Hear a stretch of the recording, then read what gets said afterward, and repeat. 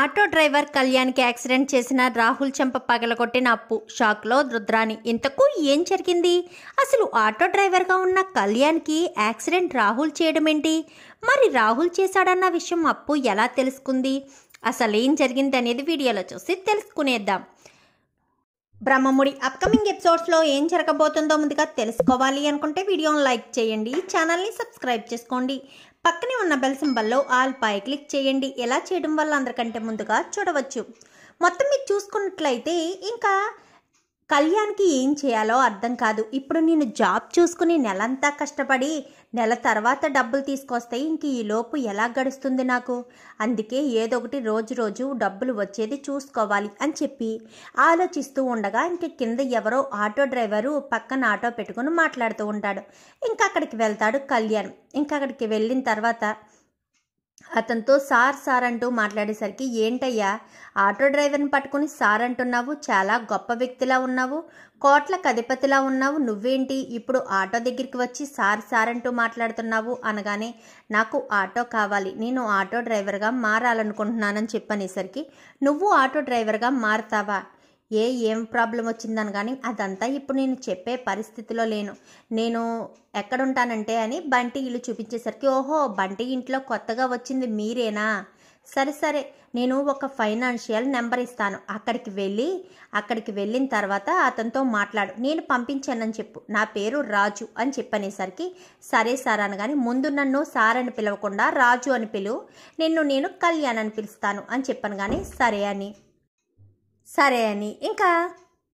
ఇంకా రాజు ఇచ్చిన నెంబర్కి ఫోన్ చేసి అక్కడికి వెళ్ళేసరికి ఇంకా ఫోన్ చూపించొద్దు అన్నాడు కాబట్టి ఫోన్ లోపల దాచేస్తాడు. ఇంకా అక్కడికి వెళ్ళిన తర్వాత ఫైనాన్స్ ఎలా కావాలి, నాకు రాజు పంపించాడు అనగానే ఆల్రెడీ రాజు ఫోన్ చేసి చెప్పడంతో, రాజు చెప్పాడయ్యా నీ గురించి, అద్దెకి రోజుకి 400, పెట్రోల్ అన్నీ కూడా నువ్వే ఇచ్చుకోవాలి అని చెప్పాను. కానీ సరే అని ఇంకా ఆటో తీసుకుంటాడు. తీసుకున్న తర్వాత ఫస్ట్ టైం ఆటో నడుపుతున్నాను, మంచి బేరం రావాలి అని చెప్పి అనుకుంటూ ఉండగానే ఇంక ఈ లోపు స్వప్న, కావ్య ఇద్దరు కూడా నడుచుకుంటూ వస్తారు. నడుచుకుంటూ వచ్చేసరికి ఇంకా ఆటో డ్రైవరు కళ్యాణ్ వాళ్ళని చూస్తాడు. ఇప్పుడు మళ్ళీ వదిన వాళ్ళని ఎక్కించుకోకుండా వెళ్ళిపోవడం ఎందుకు? వదింది మంచి హస్తవాసి, ఇప్పుడు వదిన్ని ఎక్కించుకుంటే నాకు బాగా మంచి బేరం తగులుతుందేమో అని చెప్పి వెంటనే పక్కనే ఉన్న కోట్ వేసేసుకుని మొహం కనిపించకుండా మొహానికి కర్చీఫ్ కట్టేసుకుంటాడు. ఆటో వస్తావా అనగానే వస్తాను అని చెప్పనేసరికి, ఏంటి నీ మాట ఎక్కడో విన్నట్టుంది అని చెప్పాను. కానీ గొంతుకు రొంపట్టింది అని చెప్పనేసరికి సరే అని ఇద్దరు కూడా ఎక్కిన తర్వాత సరే అని వాళ్ళు దిగవలసిన చోట దిగే సమయానికి కర్చీఫ్ ఊడిపోతుంది. కవి గారు అని చెప్పనేసరికి ఒక్కసారిగా షాక్ అయిపోతుంది స్వప్న. కవి గారేంటి కళ్యాణ్ అని చెప్పనగానే కర్చీఫ్ తీసేస్తాడు.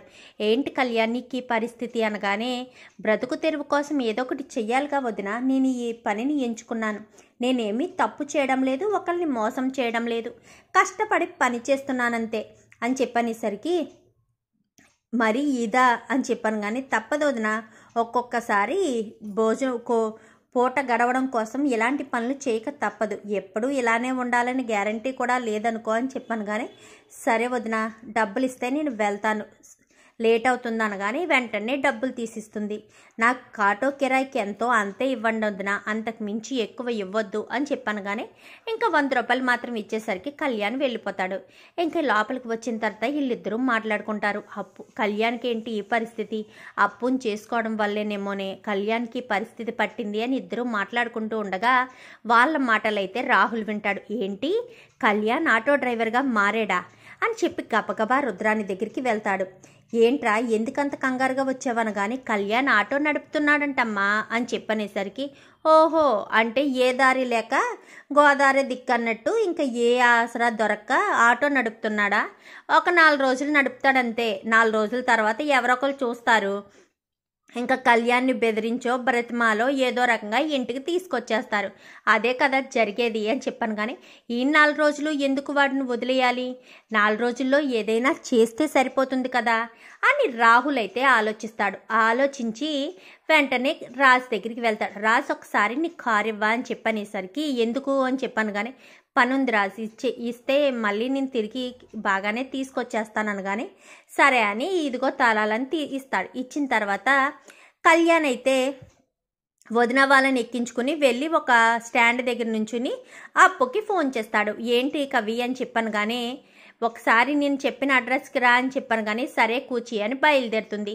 అప్పు అలా బయలుదేరి వస్తూ ఉంటుంది. ఇంకా దగ్గరికి కళ్యాణ్ని చూసే సమయం దగ్గరికి వచ్చేసరికి ఇంకా రాహుల్ స్పీడ్గా వచ్చి కళ్యాణ్ అయితే యాక్సిడెంట్ చేస్తాడు. చేసి మళ్ళీ వెనక్కి వెళ్ళి మళ్ళీ ముందుకొచ్చి ఒక్క దెబ్బ కొట్టేసరికి కళ్యాణ్ రక్తం తలంతా రక్తం కారిపోయి ఇంకా కింద పడిపోతాడు. క్లియర్గా రాహుల్ని చూస్తుంది అప్పు. అయితే చూసిన అప్పు ఇంకా చాలా కోపంగా ఉంటుంది. కానీ కళ్యాణ్ని ఆ పరిస్థితిలో వదిలేసి వెళ్ళలేక కళ్యాణ్ని చుట్టుపక్కల వాళ్ళ సహాయంతో హాస్పిటల్కి తీసుకువెళ్ళి హాస్పిటల్లో కట్టించి నువ్వు ఇక్కడే ఉండు కవి, నేను ఇప్పుడే వస్తాను అంటూ తీసుకువెళ్ళి రూమ్ దగ్గర కూర్చోబెట్టి అప్పు ఇంటికి వస్తుంది. రావడంతోటే ఒరే రాహుల్ అంటూ పిలుచుకుంటూ వస్తుంది. ఏంటి నువ్వు నా కొడుకుని ఒరే రాహుల్ అని పిలుస్తున్నావు? అసలు నీకెంత దమ్ము ధైర్యం ఉంటే ఈ ఇంట్లో అడుగు పెడతావు? ఇంట్లోంచి వెళ్ళిపోయావు కదా, మళ్ళీ ఇంట్లో అడుగు పెట్టడం ఏంటి అని చెప్పాను. కానీ నాకు హక్కు లేదని, నాకు దమ్ము ధైర్యం లేదని చెప్తావేంటి? నువ్వే ఇంట్లో అడుక్కు తింటున్నావు. నీతో పాటు నీ కొడుకు నీ కూతురు కూడా అడుక్కు తింటున్నారు. నువ్వే చిన్నప్పటి నుంచి అడుక్కు తినగాలేంది. నేను ఇంటి కోడల్ని, నేనే ఇంట్లోకి వస్తే తప్పేముంది? నువ్వు అడుక్కు తింటున్నప్పుడు నేను ఇంట్లోకి రాకూడదా ఏంటి అని చెప్పాను. కానీ ఏం మాట్లాడుతున్నావే, నీకు మతిస్థిమితం ఉండే మాట్లాడుతున్నావా? నేను ఇంటి ఆడబడుచుని అనగానే నువ్వు ఇంటి ఆడబడుచువని నువ్వు అనుకోవడం కాదు, అందరూ అనుకోవాలి. మనం గొప్పలు చెప్పుకోవడం కాదు, మన గురించి 10 మంది చెప్పుకోవాలి. అయినా అడుక్కు తింటున్నావే అనగానే అంత కోపం వచ్చింది. మరి నీకు ఇంట్లో హక్కు అధికారం ఏముంది? ఇంట్లోకి సరాసరి వచ్చేసావు అని అడుగుతున్నావు. అయినా నీతో కాదు మాటలు. ఎక్కడున్నాడు వాడు? రాహుల్ ఒరే రాహుల్ అంటూ గట్టిగా పిలుస్తుంది. ఈ లోపు అందరూ కూడా వచ్చేస్తారు. ఏమైంది అప్పు అని చెప్పాను. కానీ చెప్తాను, ఆ రాహుల్ గడు వస్తే ఖచ్చితంగా చెప్తాను అని చెప్పనేసరికి రాహుల్ వస్తాడు. ఏంటి పేరు పెట్టి పిలుస్తున్నావు అనగానే రావడంతో చెంప చెల్లు మనిపిస్తుంది. ఆ చెంప ఈ చెంప చెల్లు మనిపించేసరికి ఎందుకే నా కొడుకును కొడుతున్నావు అనగానే నా భర్తకు యాక్సిడెంట్ చేస్తే కొట్టకపోతే ఏం చేయాలి? కొట్టడం కాదు, చంపేయడానికి కూడా నేను వెనకాడను. నా భర్త జోలికి వస్తే నేను చూస్తూ ఎలా ఊరుకుంటాననుకున్నావు అని చెప్పాను. కానీ నేనేం చేశానని అని చెప్పాను. కానీ అబద్ధం ఆడొద్దు, క్లియర్గా నేను చూశాను. నన్ను కళ్యాణ్ ఆ సమయానికి అక్కడికి రమ్మన్నాడు. కరెక్ట్గా నేను కళ్యాణ్ దగ్గరికి వెళ్ళే సమయానికి నువ్వు వచ్చి యాక్సిడెంట్ చేసావన్న విషయం నాకు తెలుసు, నేను చూశాను. పోనీ పొరపాటున జరిగింది అనడానికి కూడా ఆస్కారం లేదు. ఎందుకంటే నువ్వు వెనక్కి వెళ్ళి మరీ ముందుకొచ్చి యాక్సిడెంట్ చేశావు. ఈ కారే అంటూ కారుని చూపిస్తుంది. ఇంకీలోపు రాజు బయట నుంచి వస్తాడు. ఏం జరిగింది అప్పు అని చెప్పనేసరికి మీ కారుతే అనుకుంటా, మీ కారుతోనే కళ్యాణ్ని యాక్సిడెంట్ చేసి ఇంటికి వచ్చాడు రాహుల్ అని చెప్పాను. కానీ ఏంటి రాహుల్ ఏం మాట్లాడుతున్నావు? ఏంటప్పు ఏం మాట్లాడుతున్నావు అనగానే నిజం మాట్లాడుతున్నాను బావగారు. ఐ థింక్ లెఫ్ట్ సైడ్ అనుకుంటా గీతలు ఉంటాయి, మీ కారుకి వెళ్ళి చూడండి, అప్పుడు మీకే అర్థమవుతుంది అనగానే వెంటనే రాజు వెళ్ళి చూసేసరికి గీతలు ఉంటాయి. గీతలు ఉన్నాయా? ఎందుకుండవు? ఆటోని 2 సార్లు యాక్సిడెంట్ చేస్తే గీతలు ఉంటాయి కదా బావగారు అని చెప్పనేసరికి ఆటోని యాక్సిడెంట్ చేయడం ఏంటి? అసలు ఏం జరిగింది అప్పు అనగానే కళ్యాణ్ ఆటో డ్రైవర్గా మారడం కూడా ఇష్టం లేదో ఏంటో నాకు అర్థం కాలేదు. కానీ మమ్మల్ని అలా కూడా మనశ్శాంతిగా ఉండనివ్వట్లేదు ఈ తల్లి కొడుకులు ఇద్దరు కూడా. అక్కడ నా భర్తకు యాక్సిడెంట్ చేస్తే హాస్పిటల్కి తీసుకెళ్ళి తలకు కట్టించి తీసుకెళ్ళి ఇంటి దగ్గర కూర్చోబెట్టి వస్తున్నాను అని చెప్పనేసరికి ఏంట్రా రాహుల్ ఏం చేసావని. కానీ అది కాదు రాజు, అది పొరపాటున అని చెప్పాను. కానీ నోరు మీరా బద్మాష్ బేవకూకు, నువ్వు పొరపాటున యాక్సిడెంట్ చేసావా? అసలు నువ్వు మనిషివేనా? మనిషి జన్మెత్తవా? నీకు నీ తల్లికి ఎలాంటి బుద్ధులు తప్ప వేరే బుద్ధులు ఏమీ ఉండవా ఏంటి? ఎదుటి వ్యక్తుల్ని నాశనం చేయడం, చంపడం తప్ప వేరే ఆలోచన ఉండదా ఏంటి? నువ్వు నీ ఎదో పనులును. బావగారు మీరు చూస్తూ ఊరుకుంటున్నారేంటి అని చెప్పాను. కానీ వెంటనే రాహుల్ చెంప చెల్లు మనిపిస్తాడు రాజు. అయితే ఏంట్రా అప్పు చెప్పిన దానికి అనగానే నోరు మూసే రుద్రాని, నేను మా అక్కలంతా మంచిదాన్ని కాదు, చెయ్యి ఎత్తడానికి కూడా నాకు ఎక్కువ సమయం పట్టదు, అర్థమవుతుందా? నువ్వేంటో నీ బ్రతికేంటో నీ కొడుకు జీవితం ఏంటో అన్నీ నాకు తెలిసినా నోరు మూసుకుని కంట్రోల్లో ఉంటే బాగుంటుంది. లేదంటే మాత్రం తర్వాత పరిస్థితులు చాలా తీవ్రంగా ఉంటాయి. నీ కొడుకు నాకు మొగుడిని యాక్సిడెంట్ చేసి సైలెంట్గా ఇంటికి వచ్చేస్తే చూస్తూ ఊరుకుంటాననుకున్నావా? నా భర్త జోలికి వస్తే నేను ఎవరినైనా సరే వదిలిపెట్టను. నా భర్తకి యాక్సిడెంట్ చేయిస్తాడా? అసలు వీడికి ఎంత దమ్ము ధైర్యం ఉంటే నా భర్త జోలికి వస్తాడు అంటూ ఇంకా అప్పు చాలా గట్టిగా మాట్లాడేసరికి అది అప్పు అంటే ఎప్పటికైనా అర్థమైందా అత్తయ్య? ఎప్పటికైనా అర్థమైందా రాహుల్? ఇంకొకసారి కళ్యాణ్ జోలికి కానీ అప్పు జోలికి కానీ వెళ్ళావనుకో నీకు పరిస్థితి వేరే రకంగా ఉంటుంది. ఇప్పుడు లైట్గానే మాత్రమే కొట్టింది, తర్వాత చంపేసినా ఆశ్చర్యపోనవసరం లేదు. కళ్యాణ్ అంటే దానికి అంత ఇష్టం.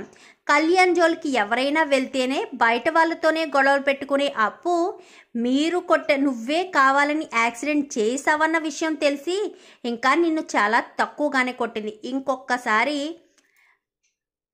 కళ్యాణ్ జోలికి వెళ్తే మాత్రం నువ్వు ఉండవు, నా మొహాన్న బొట్టు కూడా ఉండదు అని చెప్పి ఇంకా స్వప్న మాట్లాడేసరికి ఇప్పుడు ఎలా ఉంది కళ్యాణ్కి అంటూ ఇంకా అపర్ణ మాట్లాడుతుంది.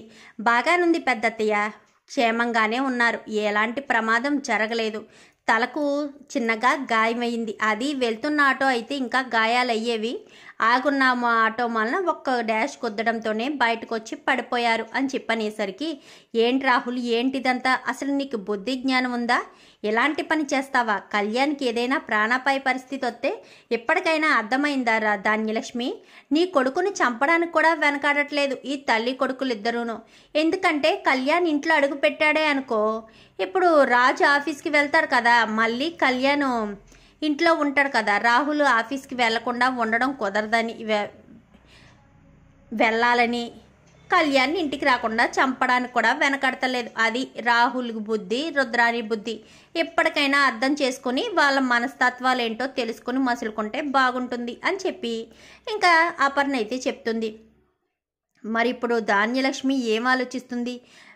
రుద్రాని రాహుల్ గురించి తెలుసుకుంది కాబట్టి రాహుల్కి రుద్రానికి దిమ్మ తిరిగే షాక్ ఇచ్చేటట్టుగా కళ్యాణ్ ఇంటికి తీసుకొస్తుందా? అసలు ఏం జరగబోతుంది అనేది రాబోయే ఎపిసోడ్స్లో చూసి తెలుసుకునేద్దాం.